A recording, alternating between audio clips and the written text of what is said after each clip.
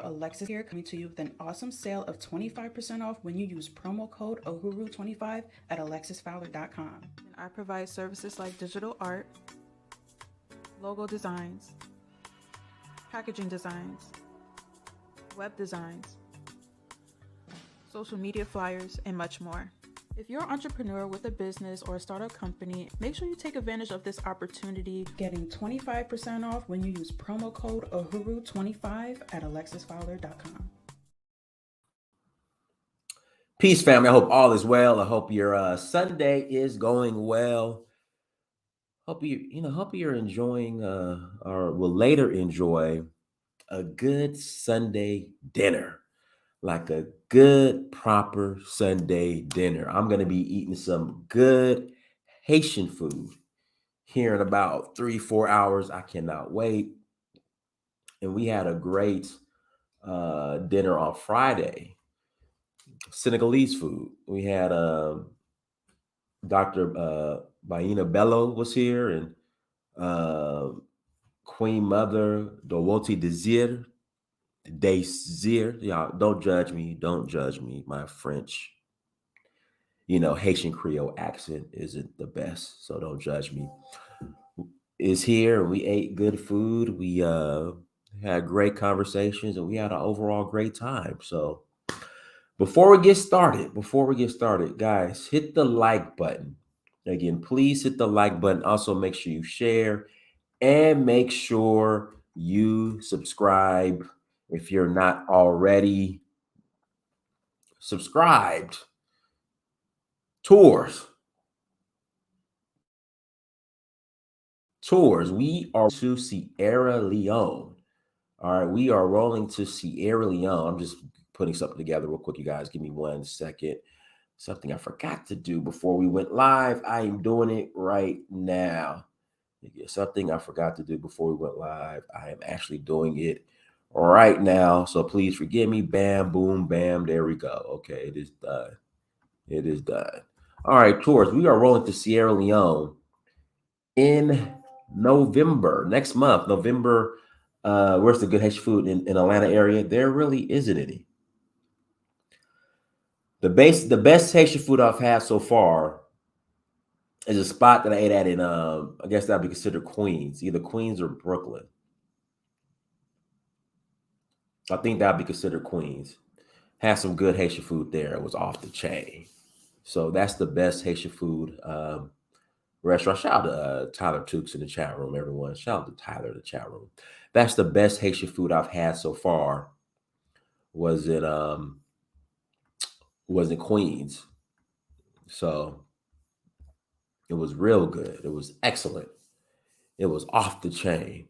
Had like this they had the fried fish with the black rice with the with the bean sauce. Oh, it was so good. It was so good, man. It was awesome.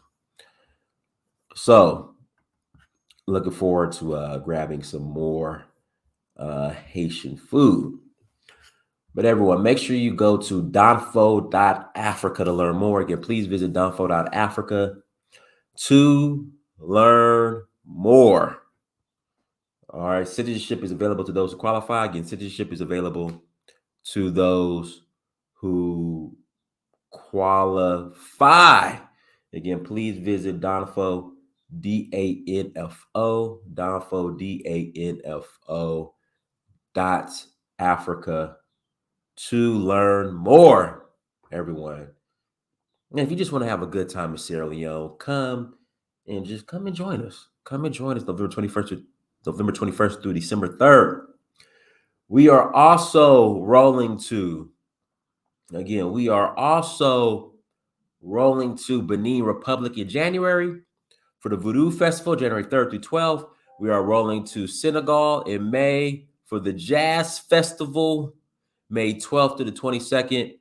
And then we are going to Nigeria in August 4th through the 13th for the Oshun Festival. Come and join us for all these awesome trips. Without further ado, Mexican Condor. Well, hi, Dynast. Thank you for having me back on your show. I'm looking forward to having a spirited debate and a thoughtful discussion on the current events that we find ourselves in. Joe Biden, Sleepy Joe, is just having a bad month. He's having a bad month. I mean, from the wall situation, immigration, to what's going on in the Middle East, the guy's having a bad month. But this was predicted. Like I told you guys back in 2020 that this was going to happen. That was going to be worse than you thought. It was going to be worse under him than it is under Trump. And again, than it was under Trump. And I get it. You guys might not like Donald Trump's attitude. I get it. But what's going on now, what you guys thought was going to happen under Trump, is happening under Biden. Sleepy Joe. But Mexican Condor, go ahead. Dennis, I think it's important to recap where we are and how we got here. Go ahead. With regard to the border, let's be honest. The Biden administration put out the bat signal for immigrants to come through the southern border. Now, why would they do that? And I am convinced that the Democratic Party basically wants to flood the southwestern United States with immigrants that will eventually vote Democrats. That was their intention. We're going to turn Texas blue by flooding them with Latin Americans. And however, what they weren't counting on is that Governor Abbott would send these immigrants to northeastern and midwestern cities that categorize themselves as sanctuary cities. And so the consequence now is that you're actually starting to see a meaningful erosion of African American support for the Democratic Party. They never envisioned themselves being in that position. Now, Dynast, would you agree with that? Or, if you were... I would agree with it. I definitely would agree with it. The tides are turning. I know people who voted for Biden in 2020 that are now have buyer's remorse. I know people who voted for Biden in 2020 who now have buyer's remorse. Well, yeah, they have buyer's remorse, but is it enough for them to vote for the opposite party, the party that has been basically taboo for them for the last 50 years? I think if Trump gets through all this legal stuff, which I think he will, and when he runs in 2024 next year, I think he's going to get a much more a larger amount of African American votes than people are going to expect. Well, I think the common wisdom is that Republicans can start taking elections away from Democrats if they capture 20% of the African American vote. Are we at that point yet? But see, 20% of the African American vote, where? That's the question. Because I mean, even if you got 20% of the African American vote, say in California, does California flip red? So the states, here we go, Mexican Condor. So the states that Trump lost last year, in last election cycle, Georgia, where I live, he's not losing Georgia this time around. I can tell you that right now. He's not going to lose Georgia. Pennsylvania, I think he has a great shot in Pennsylvania. Arizona, Nevada, those two are going to be tough. But he's not losing Georgia. He has a shot with Pennsylvania. He has a shot with Michigan. I think it'll be 2016 all over again. But with Arizona and Nevada being toss-ups. So again, I don't understand the 20% black vote, like 20% where, like if 20% of black people in New York voted for Trump, will he win New York all of a sudden? I don't know how that really plays out. Well, let's assume that African Americans vote 20% Republican across the board. In those battleground states where that are decided by hundreds or even just a few thousand votes, that can make the difference. Like Georgia, for example. I don't think he's going to lose Georgia again this time. Yeah, he's not losing. He's definitely not losing Georgia. And so another thing we have to take in consideration, another factor, Mexican Condor, was George Floyd and COVID. So Biden got a lot of white guilt, Black Lives Matter, COVID votes as well. Again, Biden received a lot of George Floyd, Black Lives Matters votes as well. And the way Black Lives Matter after Joe Biden won, the way they screwed that up, as far as going bankrupt, buying it was revealed that they were buying $1 million properties in Canada, in LA, in predominantly white neighborhoods. That, I think that kind of that's going to blow things up as well. Well, there's some more flies in the ointment for the Democratic Party. I mean, RFK is running. It's an open question whether he's going to take away more Republican or Democratic votes. But even if he only takes 4 or 5% of the vote, that's enough of a difference to flip the electoral votes in many states. Now, I mean, obviously, he's going to be RFK is going to be. They're going to put him through the ringer in the media. They're going to call him every awful name they can think of. And what is he? I mean, does he have some dirt? Like, does he have what's going on with him? He doesn't have any real dirt. I mean, he doesn't have any Hunter Biden dirt. Hunter Biden is another reason. Hunter Biden. Yeah, but you know what? To the diehard supporters, it doesn't matter. I mean, our politics is so tribalized that it really doesn't matter Right. what you pin on. 30% are going to vote red, 30% are going to vote blue, no matter what. So it's really just a matter of the people in the difference in the middle that decide every election. And I mean, I can't imagine they have a more favorable view of Biden now than they did 4 years ago, given everything that we're going through. I mean, inflation is insane. I'm paying through the nose to live where I'm living. It's not even sustainable. I mean, I'm planning to leave in a year. Not sure where yet, but I mean, I know I'm not the only one going through this. And I mean, has anything gotten better? I mean, Ronald Reagan ran on the platform of saying that's okay. Are you better off than you were 4 years ago? And people at the time largely said yes. You cannot say the same thing now for the Biden administration. Right. Everything is worse. Absolutely everything. Guys, hit the like button again. Please hit the like button. So the wall. Joe Biden said that he would not build another foot of that wall. Well, he's got egg on his face, and the hypocrisy is breathtaking. But I think that putting that aside, it's the right move. Is it going to be enough to effectively control the border? Probably not. But I think that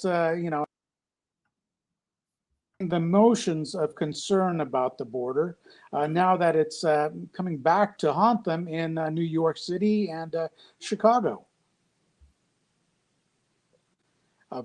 So we'll see where it goes from here. Although, honestly, I don't believe Biden's going to be the candidate come 2024. You don't think so? He's not going to get better.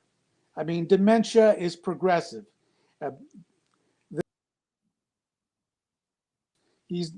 Can you imagine where he's going to be exactly 1 year from now, cognitively?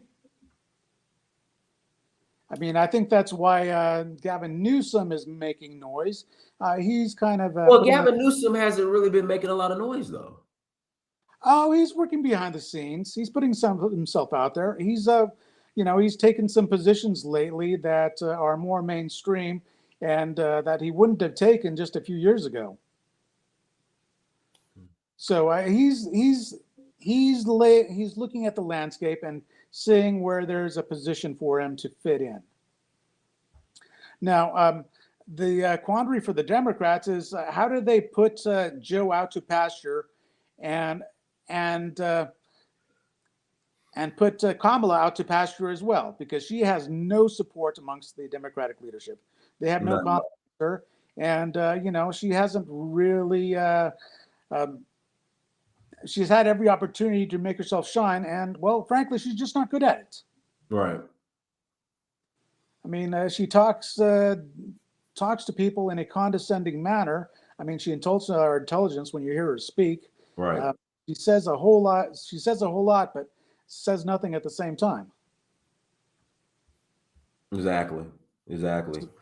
Somebody said Trump is going to run against a woman. I called it first. Well, he already ran against a woman. He ran against Hillary Clinton, and that ended disaster. That was a complete disaster for the Democratic Party. Yeah, but I wouldn't put it past Hillary to find a way to, get herself into that position. I mean, when they put Joe DePastor, which is inevitable. You really think so? Think about how carefully they manage him now. They pull him off stage when he starts mumbling. I mean, how do you put that on a debate stage?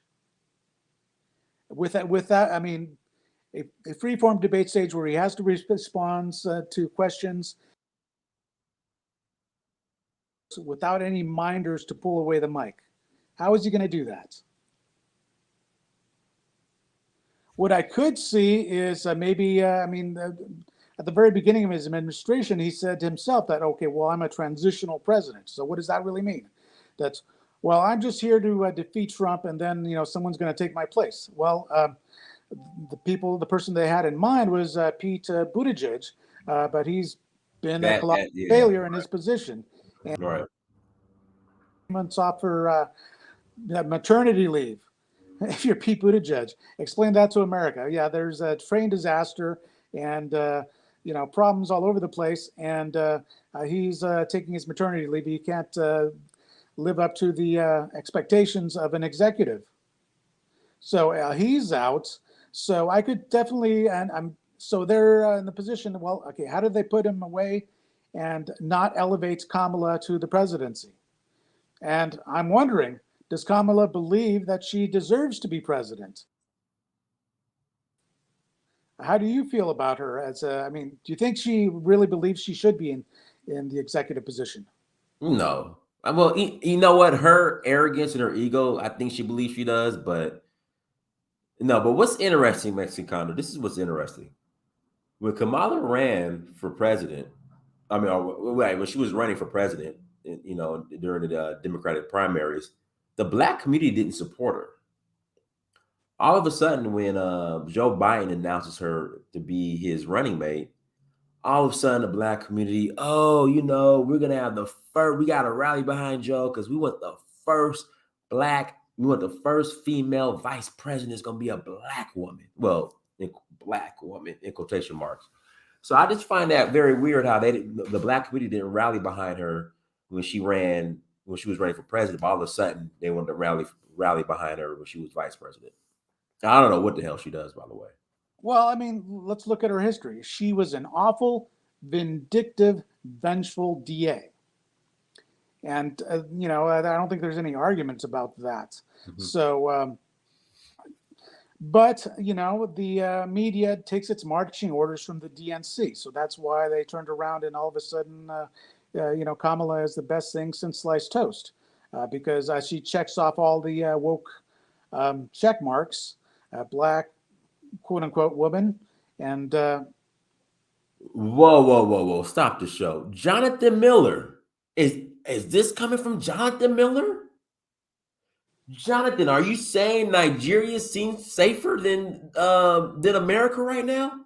And I've been telling you this for the longest. Are you finally admitting to it? Dynast is always right. Well, I'm not always right, but I'm right a lot. It's the same thing here in Atlanta. You have these luxury apartments, and I don't know how these trap boys qualify for them. None of my business, not trying to hate.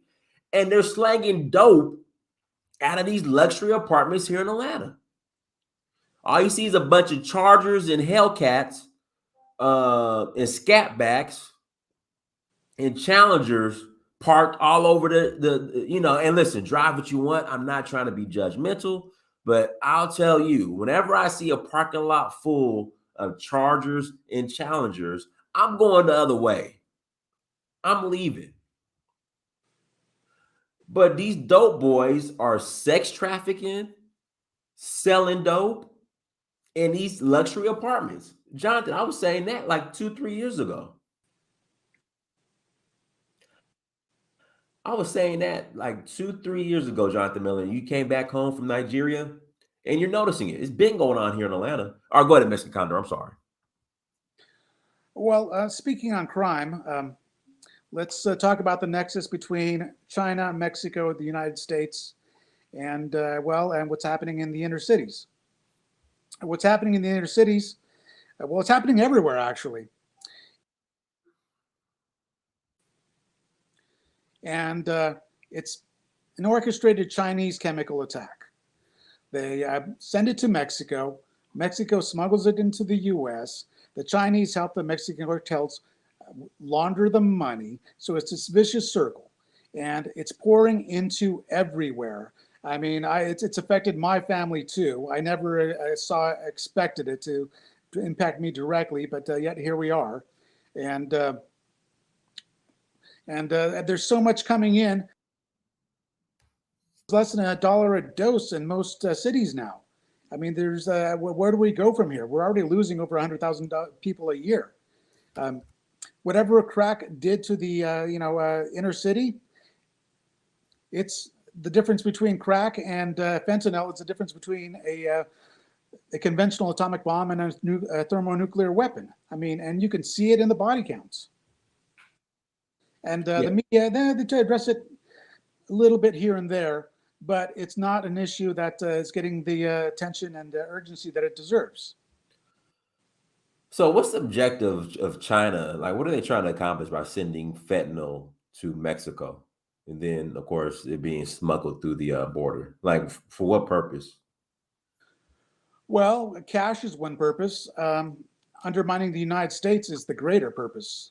I mean, nothing happens in China without the consent of the Chinese Communist Party. So the fact that it's happening, complicit. And I mean, so you see it largely in the United States. Hasn't hit Europe yet, but it will. Somebody in the chat room said revenge to the use of for the opioid war. I was thinking the same thing. Well, yeah, but that didn't involve the United States. That No, involved that involved Britain. You're right. yeah. So I mean, I don't know where we go from here. I mean, are we gonna?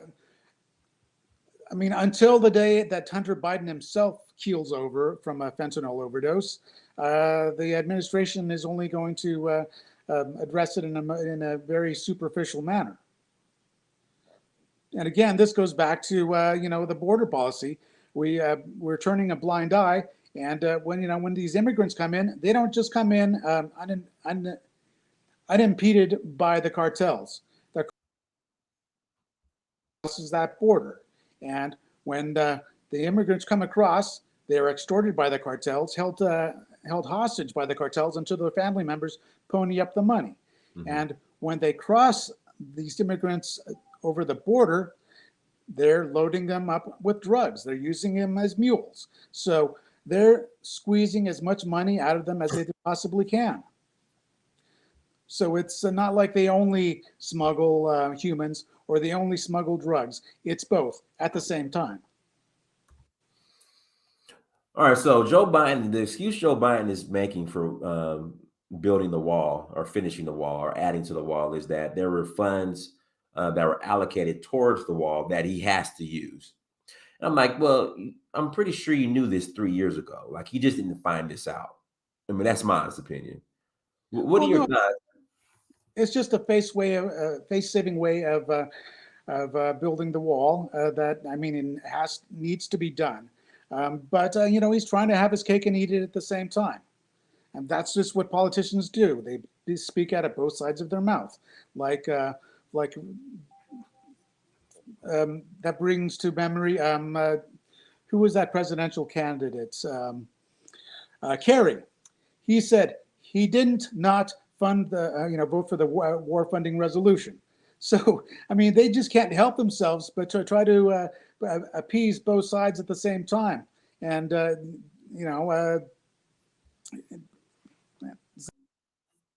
so the reality is, yeah, he's voting for to add to the wall or to expand it. But also at the same time, he doesn't want to actually acknowledge it. And that's just the nature of how politicians are. And it's up to us to decipher the real meaning. Guys, hit the like button again. Please hit the like button. And also, links in the chat room. Link is in the chat room. Please click on the link and you can join the conversation. Again, please click on the link and you will be able to join the conversation. Mexican Condor, does Gavin Newsom beat Donald Trump if the election if Donald Trump's able? He's gonna. I don't see how they can stop him. They're trying to, but I don't see how they can remove him from ballots. Well, let's just hypothesize that they find a way to get Gavin Newsom on the ballot. No, he does not win. However, these people are motivated by ego. So yes, he would love to be a presidential candidate, and if he doesn't win this time, he's in a position to run again next time. Right. That's how they think. And and he is definitely taking some more centrist positions on legislation happening in California. Like what? Can you be specific?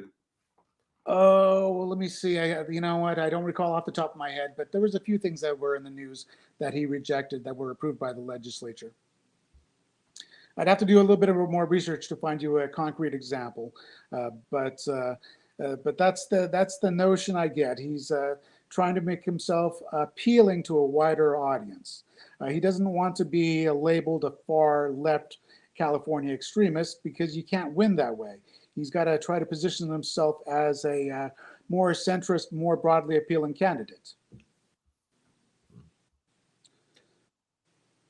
Guys, links in the chat room. Links in the chat room. If you want to call in and add to the conversation, please click on the link. Again, if you want to call in and add to the conversation, please click on the link. So in Texas, there is a sizable African-American population.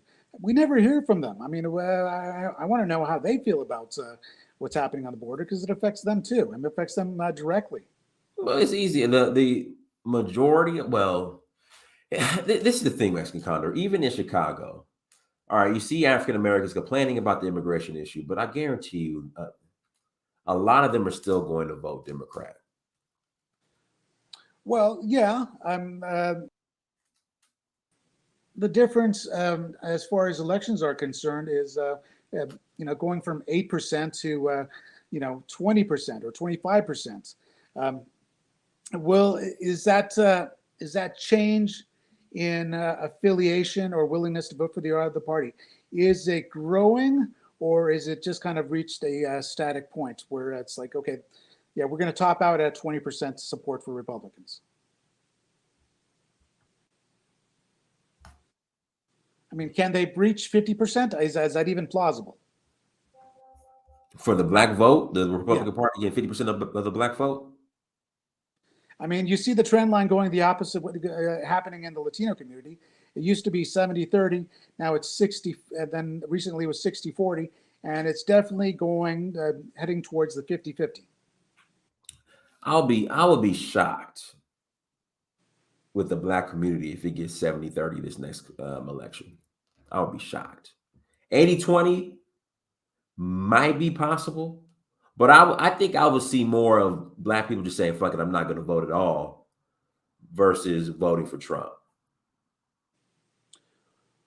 Well, I mean, that's a factor. I mean, if people stay home, that can definitely change the results of the election. I think another factor we have to consider for this election is we're probably not going to have the mass mail-in ballot system like we did for during the pandemic. Good. Yeah, because I'm convinced that a lot of people that the difference for in that election, lazy or indifferent to bother to vote, all of a sudden, oh, well, I'll just mail it in because this is what the media narrative is telling me to do.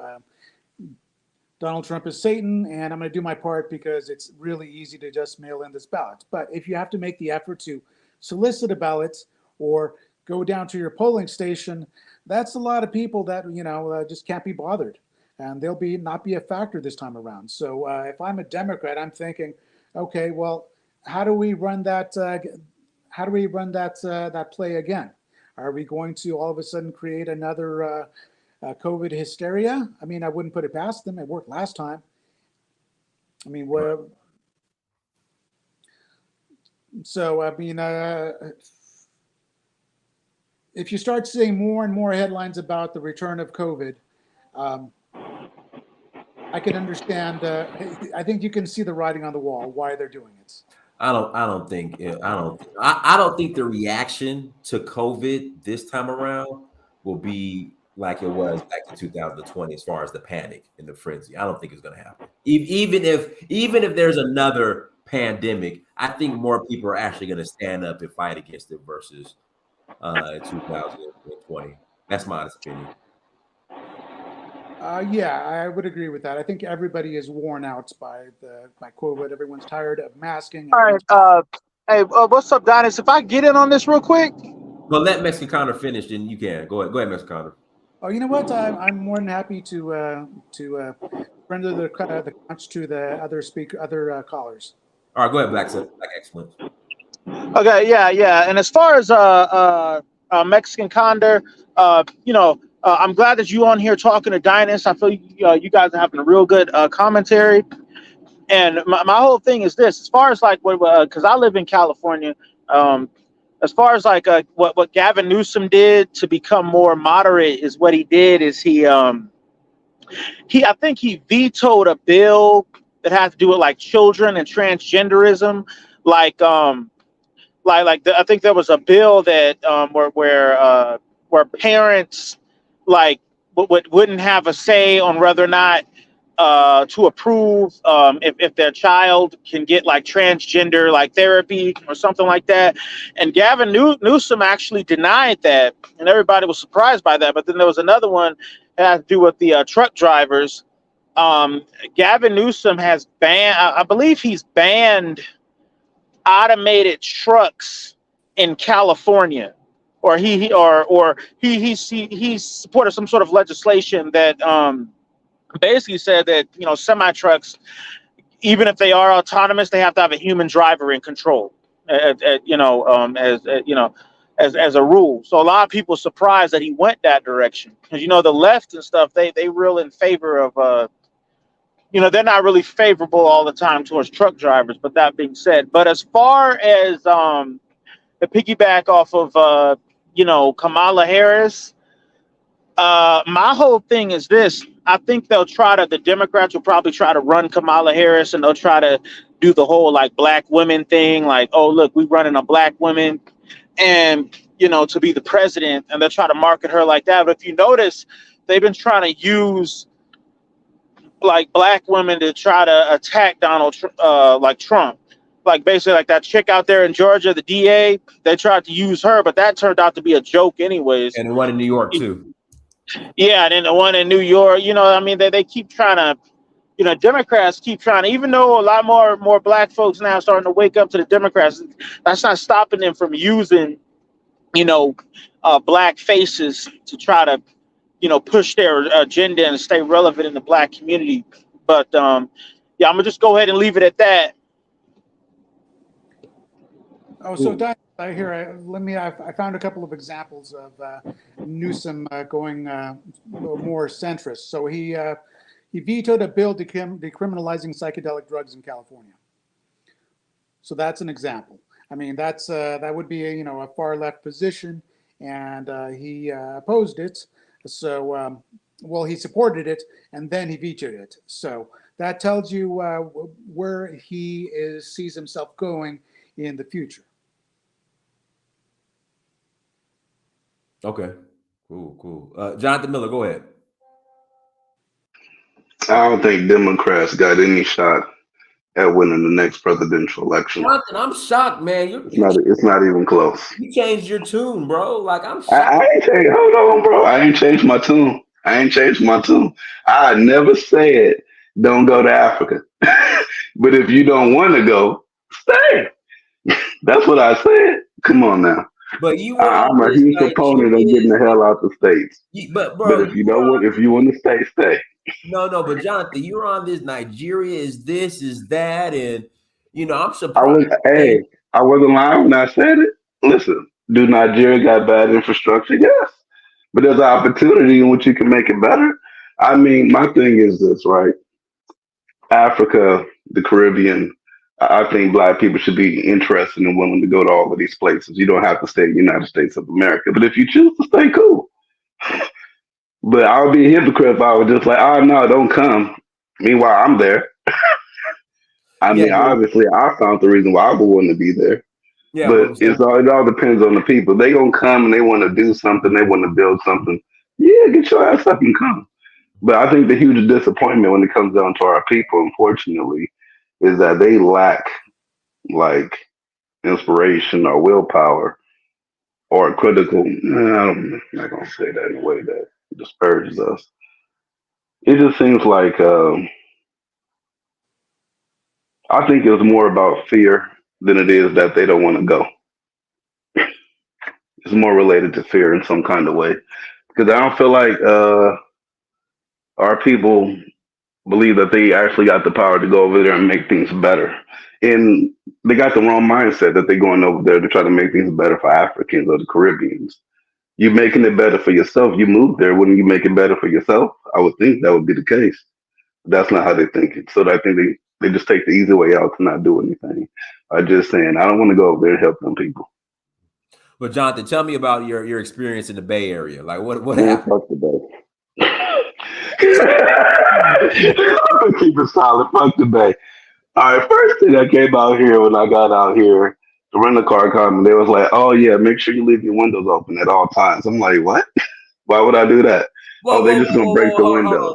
Jonathan, the rental car company. I know about the break. Tell you to leave your windows open. So let people just go in and rumble through shit. Because if you don't, they're gonna break the windows.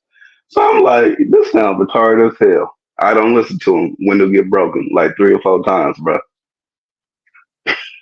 3 or 4 times. Your windows in your rental car.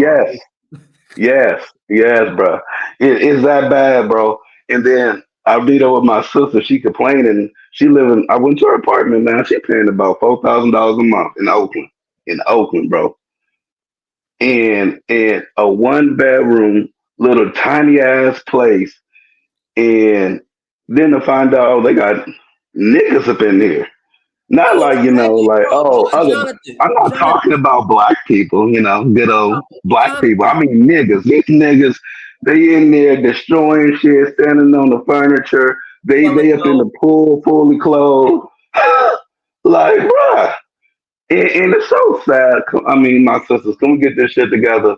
I understand y'all want to look cute. At least make sure your kids look right too. What the fuck?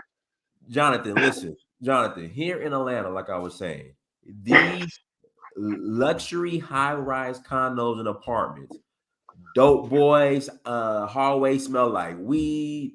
They trapping in the parking garage. They trapping at the pool. I'm like, what's how do they? And I was asking the question: how do these dope boys qualify for these apartments? They don't qualify. I found out this is how it is over here in the Bay Area. They are making these companies that build these places up have a certain section designed just for people. I mean, the rent's 4,000. They got niggas up in here paying 700. How's that possible? I mean, come on. And then don't go to the grocery store out here. They are just walking inside the stores, grabbing shit, walking out. Drug addicts taking the shit in the flow in the stove. Ain't no one doing a damn thing about it. Like, come on, bro. For real. It's just like you can do anything you want to do up over here. And that's wild to me. That's wild. Somebody said it's CPN. What's CPN? I have no idea what CPN is. Guys, what's CPN? Yeah, I was telling somebody the other day, man, these luxury apartments here in Atlanta are sex trafficking girls. All of it. All of it. Ain't no damn luxury apartment. The hell with this. Might as well go live in the little middle of nowhere. Go set up shop next to the KKK, but like, don't fuck with me and I won't fuck with you. So, This Jonathan, this is wild. since you're from the Bay, I got a question for you. When do people reach their tolerance limit? I mean, you got human feces everywhere. You got everything's marked up with graffiti, and I mean, you need to a store without being treated like a criminal. When is it enough? I'm gonna keep it solid with you. You see, liberals, right? They have done so much shit to make it seem like everything is a problem. Complain about anything is a problem. You complain about drug addicts, they need help. Do you hate people? They're going through some shit. Or if it's criminals, you don't understand what they're going through. In every single case of this bullshit, you got to try to understand why people are doing what they're doing instead of just being like, motherfucker, you need to quit. So liberals, what they've done is if you criticize any of this shit, you look like the bad person. I mean, I'm gonna be honest. I love black people. I really do. But I see a bunch of niggas on the corner. On the corner. I don't want to really walk towards that. I'm gonna keep it silent. I'm a little bit smarter than that.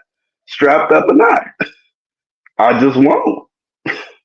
But if you say something like that, then you're the bad person. If you criticize a alphabet game thing, you're the bad person. I mean, that's just all they got. That's all they got. So they're not going to reach their tolerance level because they feel like they reach their tolerance level. Then at that point, they're being either racist or offensive in some kind of way. They got that on lockdown. Well, it's to the point now, Jonathan. So in New York, I think it's either New York. It was in New York. You know, white liberal SJW gets stabbed by a black guy on the street. The guy who got stabbed, that got killed, his girlfriend will not identify the guy. Refuses to in a lineup. It is on camera. Well, if it's on camera, what do they need to line up for? Well, it was right, but it was something about the lady who refuses to point him out, or I don't know, something like that. Because it's race. Probably, I guess so. I don't know. Foolery. Point that nigga out. Point that nigga out. Get his ass out the way. But John, I'm sorry. John, we tripping out here. You think Joe Biden runs again in 2024 or no? Hell no. That'll be the dumbest thing on the planet. Well, Who's the one voting for that old fool? Who's gonna run? I don't think they can keep him on. They'll have to Kamala Harris. That would be an insult. And for the record, stop. Please don't say she's black. She's not. She's not one of us. I know she's not, but you know. Please, let's not do that. And black women, if y'all feel like she's one of y'all, then y'all need to just excavate and go join the other side entirely. She's not black. Just cut it out. Mm-hmm. She can't be black on one moment and then out of nowhere, she's no longer black. She's this and she's that. Y'all got black community. We got to get tired of that BS. That 1 minute when you need us, you black, and then the next minute you don't need us, you're not black anymore. And another thing that we got to stop doing is stop calling these people like Bill Clinton. Oh, he was the first black president. That sounds so stupid. Right. Please stop. Don't embarrass us like that. So, Jonathan, I got a question for you. How do you feel about London Breed?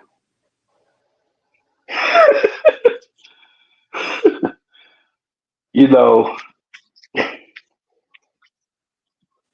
I don't agree with the policies, but her as a person, she's dope. I'm not gonna pretend she's connected to the streets like a motherfucker. But outside of that, her policies are just she goes wherever the city wants. So if the city is going for anything, she's gonna go for anything. Recently, they did complain about a lot of shit. I think Salesforce, they were having like their little Dreamforce thing up out here, and they complained about the things that was happening in the city. So recently, she started to try to step up on shit. They started moving the drug addicts from certain areas and pushing them towards a certain direction. So they all politicians. They gonna go wherever the people want. Yeah, but I mean, in San Francisco, I mean, the people are going to elect the same people. I mean, so I don't see it changing. I mean, they're not. I They're mean, gonna, it ain't gonna. I mean, it ain't gonna change. It ain't gonna. One in San Francisco, just San Francisco, they passed state laws to decriminalize or make a lot of things easier to get away with. So they'll have to go back and change the state law, which they're not going to do that because that would make them look stupid. So they're not going to do it. So you just completely got to wait for the next group of people to get elected. And unfortunately, that ain't possible. This is California. For the most part, it's a wrap. I feel bad for the black community in a lot of ways because we vote like dumbasses. I mean, I consider us looking back to what Malcolm X said way back in the past. Black people are in the most strategic locations in the United States of America. I mean, if black people flip in just Michigan, that's a red state for good. Pennsylvania is a red state for good. Florida would be a red state for good. There is no turning back because the caucus, they're divided. They've always been divided. But black people, we don't vote in our best interest. We just vote like dummies. Unfortunately. well, that being said, I think once some people have the gumption to break the taboo of being 100% loyal to the Democratic Party, once you've broken that taboo, there's no going back. You're not going to go back to, oh, I'm only going to be exclusively a Democrat from now on. So, I mean, Yeah, I mean, realistically, black people should not probably, should create like a voter organization in which everyone just decides to vote as one group instead of just voting independently. We need to have our own lobbyist organization that lobbies on black behalf. Either that, I mean, point blank, period. This ain't our country. I mean, FDA, ADOS, love your family. This ain't your damn country. Get over it. This is their country. Every rule that they pass, every law that they pass, in some form or way, is always to benefit them. Even though you might get the crumbs of that benefit, this is not your country, and you got to move like this ain't your country. I don't know. Mexican Condor, let me ask you a question. So you just heard Jonathan's comment in regards to telling black people that this isn't their country. What's the Mexican attitude when it comes to America? Do you guys see this as your country, or what's the attitude towards America? Well, there's been so much lax immigration enforcement for so long that a lot of Mexicans see coming to the United States as a rite of passage. They, get all worked up when you question the. They're perfectly okay with, we've been doing this for so long, it's normal, and so why should it be otherwise? And we come here and we make it our own, just like everyone does. And I think that's counterproductive for African Americans to segregate themselves intellectually by not accepting the United States as your country. You have to make it your own. I mean, you've been here longer than anybody else. I mean, you've been here longer than the Irish, longer than the Italians, longer than everyone that's immigrated ever since 1865. So it is your country, and I think you African Americans really need to absorb that. The problem that I say with saying that this is our country is just that we'll have to be lying to ourselves. Now, I've seen a lot of Mexicans out here in California. They'll be the first ones to let you know, yeah, America is their country, but they got a big ass Mexican flag on their line. They know where they come from. They represent their community. They're not betraying their community. And the problem is with black people, we don't have that. Y'all have that. We don't. So we grew up the way we got here wasn't like, oh, we want to be here.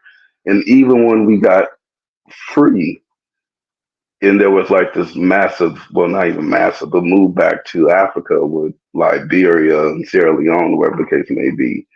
it wasn't to a point in which they were just like letting everybody go. They weren't letting free people go. Not every black person was free at that time. And then after that, there was a period in which black people were doing good. And then they came along with that, the Democrats came along with that little shenanigans in which they flipped shit, scared black people from voting. And then they took all those powers away from us. And then going forward, black people just did damaging shit, destroyed the black home. I'm not giving white people that power. We destroyed our own homes. No one forces you to do drugs. No one forces you to separate from your spouse or break up your home. We did that on our own. We got to take the L for that. Well, I think it's also important to acknowledge the historical factors that led to that. I mean, it was Lyndon Johnson that said, I mean, I'm going to paraphrase because I don't know the quote exactly, but he said something to the effect that if we give people just enough welfare to get by, we'll have them voting Democrat for 200 years. And well, prophecy fulfilled. Prophecy fulfilled, but I'll take it like this. Black people, unfortunately, I believe, I ain't gonna say unfortunately, just a fact, we gotta let go of this bullshit. Welfare is damaging. And black people in mass that get on it, because we're not on it in mass, but black people that get on it in mass, they literally abide by the rules of that welfare crap. Females will get guys out of the home, even though that ain't even the thing anymore, but they'll get the guy out the home. And then they won't work. They won't do anything. They won't even have a side hustle. I mean, sister, y'all gonna be on welfare too. Can you at least have a side hustle? Do hair on the side. Do something. Shit. But they'll get on that welfare bullshit, and with the income limit set at 1,800 a month or some shit like that. Like, what are you doing? Of course, by the time you get older and them kids are grown, your ass is gonna be homeless. It's common sense. We do things that are damaging to our community. I'm not giving any other race. I don't give a damn who's in power. I'm not gonna give that legitimacy as if black people can't make decisions. We can make decisions. And unfortunately, we've been making bad decisions. We need to change our decision making. They're not going to tell us to change our decision making. We all know welfare is damaging. It's not making our community better. We know that shopping at the Korean store to buy hair is damaging. We don't need anyone to tell us that. We got to stop doing it. Problem is that our people won't stop doing it. I mean, I would shoot myself in the face before I go to another racist barbershop. I would rather drive 50 miles to go to a black barbershop. I would never do it. We got to get our shit together. Unfortunately, we're just not at the moment. I think we will, though. But this is not our country. And it'll never be our country. It can't be, what are we supposed to be, like 14%, something like that of the population? That you can't claim this as your country. That's like people in Palestine, the little tiny percent saying, yeah, this is our country. We feel equal in it. You see what's happening with them people. You just can't do it. So it's better for us to acknowledge the fact this is in our country and find leverage as a group within this country and then try to exercise that leverage to get some kind of political power and exercise it on our behalf. And even if we can't do that, black businesses and patronizing black businesses and trying to keep the dollar in our own communities. I mean, I know someone, they run a company and they hire people in Nigeria and Jamaica to do work for black businesses in the United States of America. We would rather have the dollar stay within black hands, whether it's black American hands, Nigerian hands, Caribbean hands, black people at all times, and then sit there and just keep doing business with the same people over and over again. It's fucking us up. We got to switch. This ain't our country. We can't acknowledge that. Every time we done that, we ended up looking stupid. Let me pass it to Philip. Go ahead, Philip. Philip, you got to unmute yourself. Hello, panel. What's up, Jonas? Jonathan Miller, long time no hear. Mexican Condor, good to hear from you again. And multi-generational mulatto. Listen, Hello. I'm shocked. The things I'm hearing from Jonathan Miller from the last time. I said the same thing. Listen, Philip, I said the same thing. I'm shocked. Hold on now, because we ain't gonna keep doing this. The last time I'm the shocked. question was asked why Black people may not want to go to Africa. If you ask me for my whole perspective of everything, I'll give it to you. But if you ask me a specific question, I'm not gonna ramble on about everything else. I'm just gonna simply answer that question. Brother, I'm not going to pick on you, man. I just appreciated the new commentary that you had. Jonathan, you're being disingenuous, Jonathan. You focusing on just that aspect of your viewpoints from the last Hey, conversation. hey, Diners, if I ask you, what do they have on the Burger King menu? Don't start telling me about Taco Bell. Jonathan, you're not telling the whole story, Don't start Jonathan. telling me about Taco You're Bell not too. telling the whole story, Jonathan. You're not telling the Don't whole start story. telling me, but don't That's start why telling me me. about Taco Bell too. I'm Listen, a that's why straightforward me. person. You ask me a Listen, question, I'm gonna answer that question only. I ain't that's going. why I ain't me. going.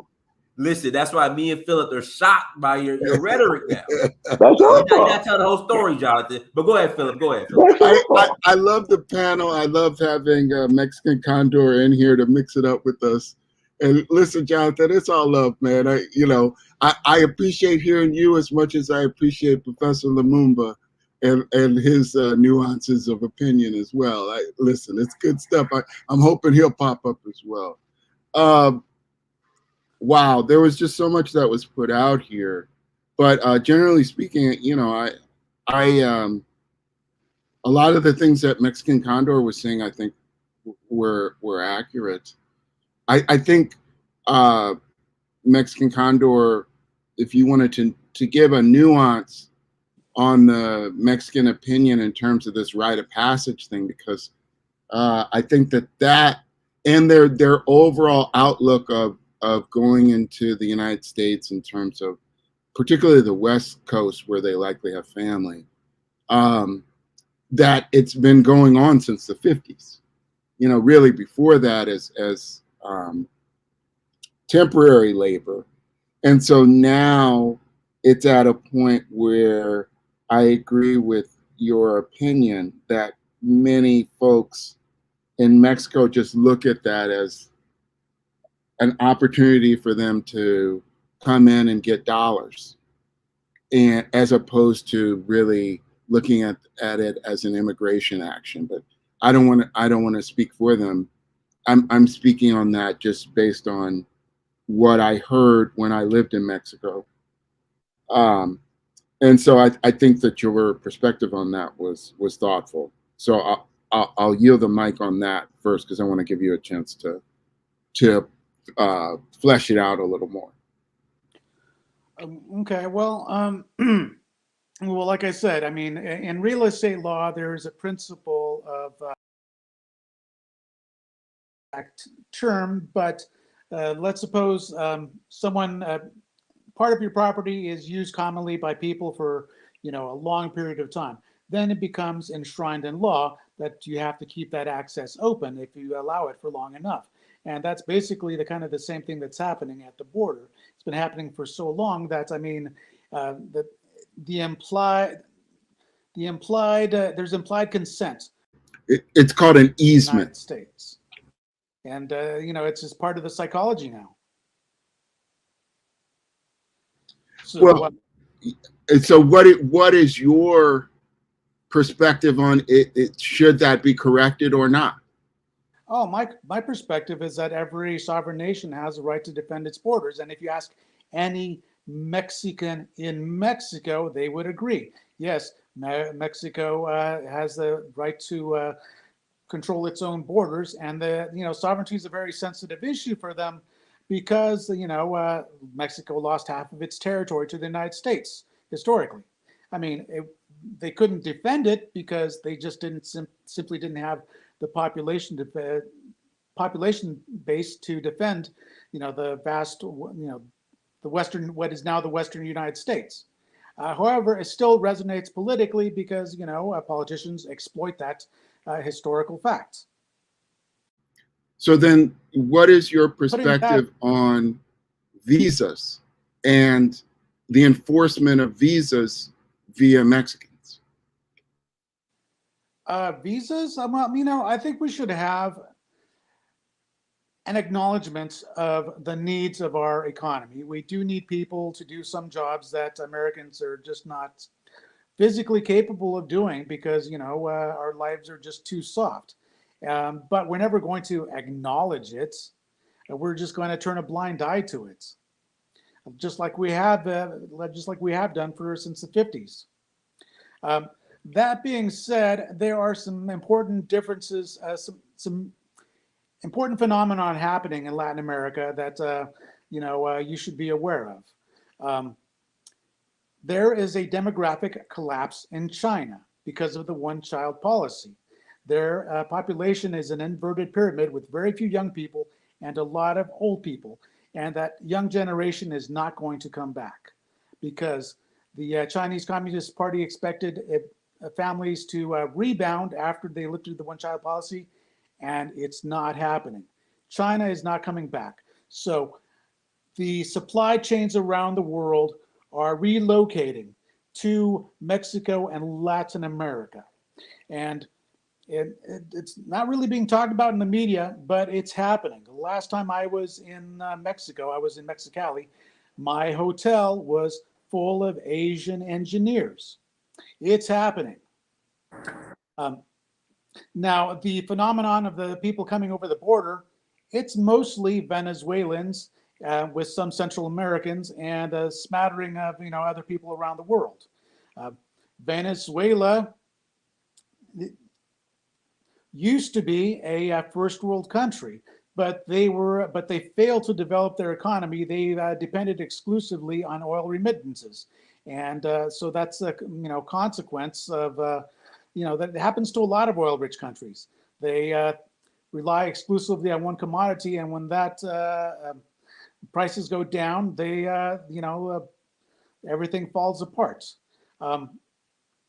Now, Mexico is allowing these immigrants to come through, even though they could control them at their own borders. It's mostly a gesture of spite from the Mexico's leftist presidents. I expect things will be different when the next president steps into office. However, I think we'll see reverse migration probably within 18 to 24 months. Because the wage in Mexico is about $5 an hour. Now, what happens when it gets to $7 an hour? $7 an hour in Mexico is way better than $15 an hour in the United States. Your standard of living is higher.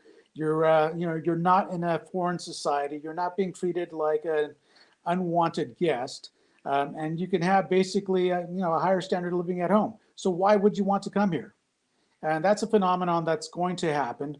And things are changing. The world order is changing. The globalist agenda is falling apart. The reason why I asked the question about the visa. And Diners, can I get in next? I'll let you speak now. Yeah, go ahead. I appreciate that, and I'll try to make it brief. I appreciate the dialogue. As far as the African Americans listening, and I've said this more than once, literally every time I come on to Diners panel, African Americans buy real estate in Latin America. When you come to Mexico, when you come to Puerto Rico, when you come to Colombia, when you come to Brazil, etc., you will see that there are already thousands of other African Americans from the U.S. living in Latin America already.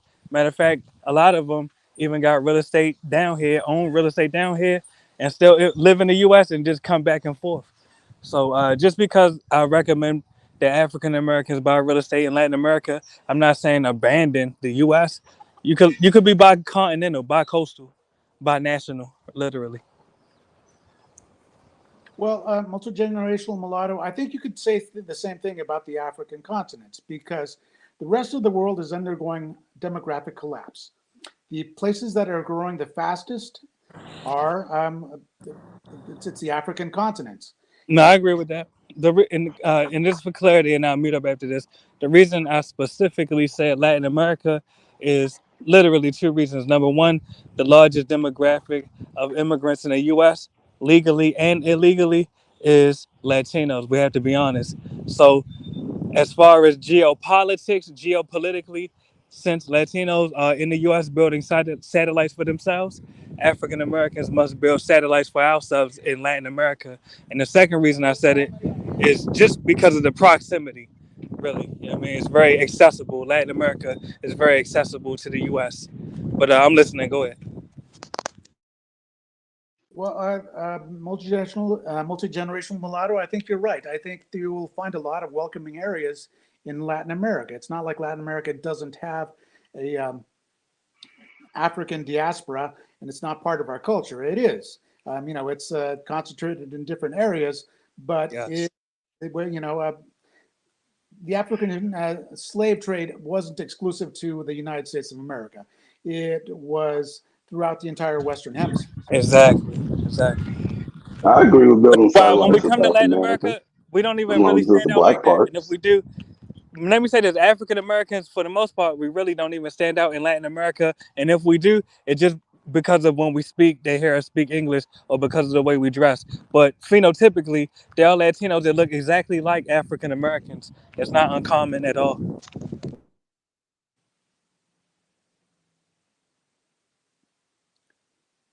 Okay. Understood. So, Understood.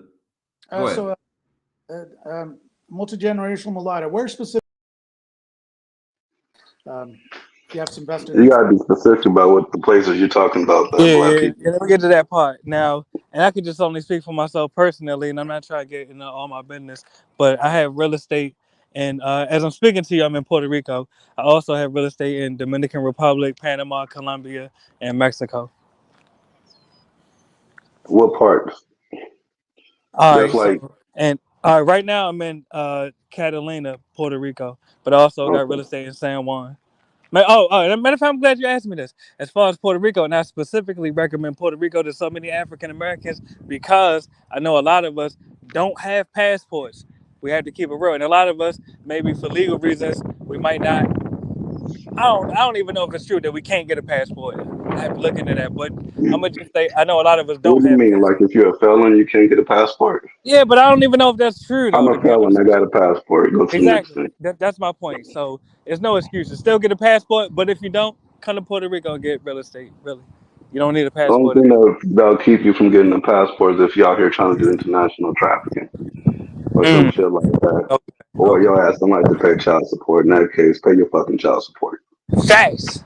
Really.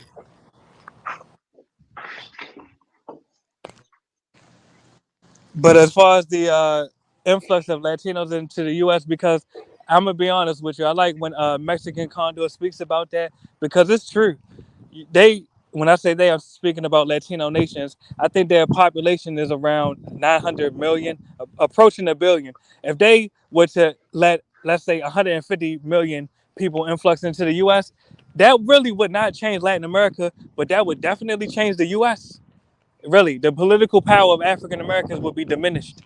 So it's true. We have to acknowledge that illegal immigration, specifically, not just from Latin America, but specifically from Latin America, that is an issue. Hmm. Well, Dinos, what do you prefer? What do you think black people should go and invest? If you had to pick a country, I would say Nigeria. But if you had to Nigeria. pick one, what would it be? I would say Nigeria too. I would say Nigeria too. I think it's like the most obvious one. Right now, the dollar is booming in Nigeria. It's like what, One $1,000? dollar. It's like what, a Yep, thousand a one? about 1017. 1017. Dinos, you got a Nigerian bank account. You better be transferring to yourself. That shit ain't gonna Listen, be that high forever.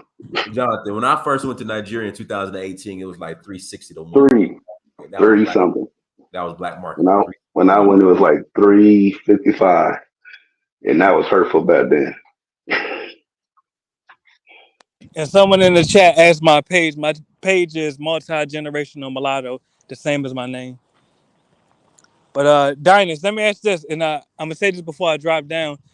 Salutations, really, for all these trips and helping people get their citizenship in African nations. Do you have a trip coming up right now? I'm taking a group to Zanzibar next month, And then after that, I'm taking a group to Sierra Leone in November as well to get their passports. All right, that's powerful. And it'll be more information on your YouTube page, or do you have a website? Yeah, go to or just what do you want to know? Like what are you trying to do? Really, I was just trying to see the schedule and how long y'all be over there, and Go do you to show different areas? go to Donfo.Africa. There's DANFO.Africa. Go to Donfo.Africa. Yes, sir. All right, Yes, peace, indeed. family. Thanks for having me up, fam. Y'all be No safe. problem. No problem. Black people go to if you got Sierra Leone and DNA, go to Dinah's tour and go get your passport. If you don't have it though, there's a way you can get a Nigerian passport. But link up with like a tribal chief, be connected, just build some connections, some shit. They'll then you can get someone to help you go over to the national population, register yourself, go to the court, get your shit stamped up, and then after that, just go ahead and take your ass up to the passport office. Make sure someone represents you though, and that's it. Probably pay about $150 to get the Nigerian passport. My cousin just got one. She's supposed to be getting married soon out there in Number State. I cannot tell you how excited I am about this new Jonathan Miller. This ain't new, bro. I cannot. I'm just saying the same thing. This ain't new. This ain't new. This ain't what you asked for. You asked me why black people don't want to go to Africa. I told you. Nah, Jonathan. You should ask me why I went. No, If you asked me why I went, we would have had a whole different discussion. It was more. I want black people to go to Nigeria, particularly Edo State, Benin City, because I think there's a huge opportunity there. Listen, technological advancement is booming in maybe Lagos, and that's just about it. If you got any skills in tech, engineering, or whatever, you got so much financial opportunity in Nigeria to not even come. You missing out. You should come. Make some money. Buy some land. You can buy land for $500. Come on now. Buy some damn land. Dennis, our work here is done. Our work here is done. Jonathan Miller is so on point. I don't have anything. Yes, absolutely. Y'all wild now. Absolutely, brother. The new Jonathan Miller. I love this rebrand that you've done, brother. The work here is done. I don't have anything else to say except thank you, Jonathan Miller, for your commentary. This is exactly where we wanted you to go before. I don't know what happened, what epiphany happened, but it's wonderful, brother. I love hearing what you have to say. Continue. Go ahead, Diamond. Exactly. Absolutely. But hey, what we'll do, we'll go ahead and close out. Hey, everyone. Thank you so much for joining. Like, share, subscribe. Until next time, family. That is Mere Search for Huru. Peace. Peace out. Peace. C-Mac, send me an email. The DNA results have to be from African ancestry. If you have your DNA results from African ancestry, and if they link back to Sierra Leone, send me an email and include your phone number. I'll put my email in the chat room right now. Emails in the chat room. Send me an email.